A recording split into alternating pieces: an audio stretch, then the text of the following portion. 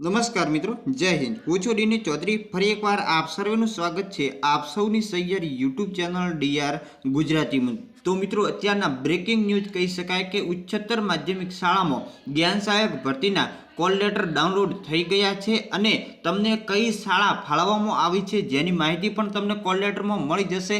સાથે સાથે ડોક્યુમેન્ટ વેરિફિકેશનની તારીખ પણ જાહેર કરી દેવામાં આવી છે અને કયા કયા ડોક્યુમેન્ટ તમારે લઈ જવાના, કયા સ્થળે લઈ જવાના જેવી સંપૂર્ણ વિગતો અત્યારે મિત્રો વેબસાઇટ પર મુકાઈ ગઈ છે। તો આપણે વિગતવાર જોઈશું કે તમે કોલ લેટર કઈ રીતે ડાઉનલોડ કરી શકો અને કોલ લેટરમાં તમને કઈ કઈ માહિતી જોવા મળશે। તો વિડીયો છેલ્લે સુધી જોતા રહેજો અને કોલ લેટર ડાઉનલોડ કરવાની લિંક આપણા વોટ્સઅપ અને ટેલિગ્રામના ગ્રુપમાં આપેલી છે, તો તેમાં તમે જોડાઈ જજો। ચાલો વિડીયો શરૂ કરીએ।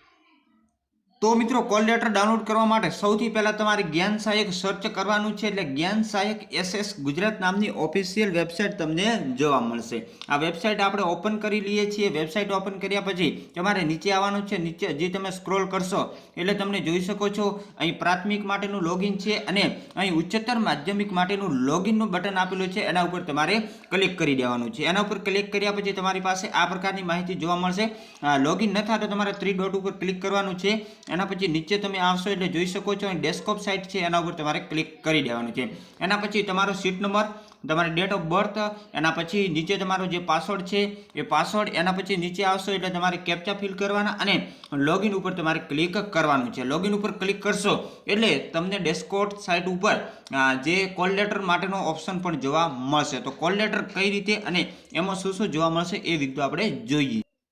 તો મિત્રો, અત્યારે જોઈ શકો છો મારી પાસે જે કોલ લેટર છે જ્ઞાન સહાયક ઉચ્ચતર માધ્યમિક વર્ષ 2024 શાળા ફાળવણી અને ડોક્યુમેન્ટ વેરિફિકેશન પત્ર આ પ્રકારનું જોવા મળશે।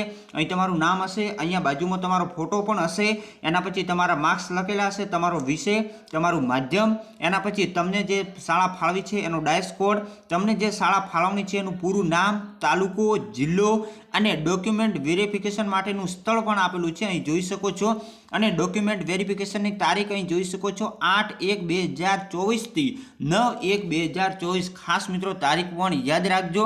નીચે તમને ઘણી બધી સૂચનાઓ પણ આપી છે, જેમ કે જે તમને શાળા ફાળવેલ છે એ કરાર આધારિત જ્ઞાન સહાયક તરીકેની કામગીરી માટે જે શાળા ફાળવણી થયેલ છે એમાં ડોક્યુમેન્ટ વેરિફિકેશન માટેના જે તારીખ હોય એ સ્થળ અને સમય નીચે તમને જે પણ ડોક્યુમેન્ટ દર્શાવેલા છે એ ગુણપત્રકો, પ્રમાણપત્રકો, દસ્તાવેજો તેમજ તેમની એક સ્વપ્રમાણિત નકલ અને ઓરિજિનલ સાથે તમારે ઉપસ્થિત રહેવાનું છે।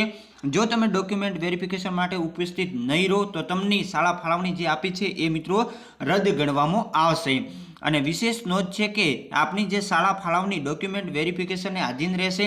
જો આપ સરકારશ્રીના નિયત ધારાધોરણ મુજબ લાયકાત નહીં ધરાવતા હોય તો તમારી શાળા ફાળવણી રદ કરવામાં આવશે। જોઈ શકો છો ગુણપત્રકો કયા કયા જોઈશે, સ્ક્રીનશોટ પણ તમે લઈ શકો છો। ડોક્યુમેન્ટ વેરિફિકેશન સમયે તમારે કયા કયા દસ્તાવેજોની જરૂર પડશે જોઈ શકો છો। અહીં નામ કે અટકમાં તમારો કોઈ ફેરફાર હોય તો સોગંદનામું હોવું જોઈએ અને એના પછી જન્મ તારીખના પુરાવા તરીકે તમારી પાસે LC હોવું જોઈએ। એના પછી ટાટ હાયર સેકન્ડરીની જે પરીક્ષાની માર્કશીટ, પછી તમારી સ્નાતક બધા જ વર્ષ અથવા તો સેમિસ્ટરની માર્કશીટ, પછી એના પછી જે તમે સ્નાતક કર્યું છે એનું પ્રમાણપત્ર, પદવીની, અનુસ્નાતકના માર્કશીટ, અનુસ્નાતકની પદવી, એના પછી B.Ed કરેલ હોય, M.Ed કરેલ હોય, જે પણ તમારી પાસે પ્રમાણપત્ર હોય આમાંથી એ તમામ પ્રમાણપત્રો ઓરિજિનલ અને પ્રમાણિત એક નકલ જે લઈ અને તમારે તારીખ દર્શાવેલી છે 8/1/2024 થી 9/1 એટલે કે બંને દિવસોમાંથી ગમે ત્યારે તમે જે તમને એડ્રેસ આપ્યું છે ત્યાં તમે હાજર રહી શકો છો। તો બસ, અને અત્યારે મિત્રો સર્વર ડાઉનનો પ્રોબ્લેમ છે, એટલે મિત્રો તમારું લોગિન ન થાય તો તમે ચેક કરતા રહેજો। જ્યારે પણ લોગિન થાય એટલે તમે અહીંથી ડાઉનલોડ કરી શકો છો। તો ફરી મળીશું નવી અપડેટ સાથે નવા વિડીયોમાં। ત્યાં સુધી જય હિન્દ, જય ભારત। Thanks for watching.